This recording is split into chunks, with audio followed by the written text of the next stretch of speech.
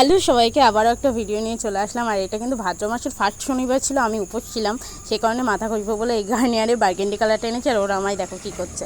আর আমি কিন্তু স্নান সেরে এখানে কিন্তু পুজো দিয়ে নিয়ে আমি বাবার জন্য নীলকণ্ঠের মালা করছিলাম। আর এখন বাজে বিকেল ঠিক 5টা সাড়ে 5টা বাজে। এখন কিন্তু আমি আলতাটা পরে নিলাম। আলতা পরে আজকে এই শাড়িটা পরবো। আমাকে কেমন লাগে তোমরা জানিও।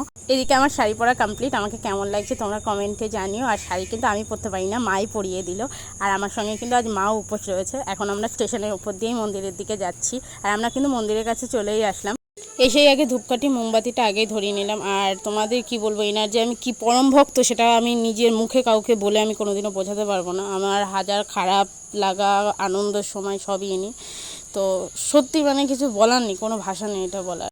আজ কিন্তু প্রচুর মানুষের ভিড় ছিল, তোমরা দেখেই বুঝতে পারছো। আর এদিকে ফার্স্ট শনিবার যেহেতু, সেই কারণে এদিকে কিন্তু অঞ্জলি কমপ্লিট হয়ে হোম হয়ে গেল। বারবার কারেন্ট যাচ্ছে, তো সেভাবে আর কোনো ভিডিও করতে পারলাম না।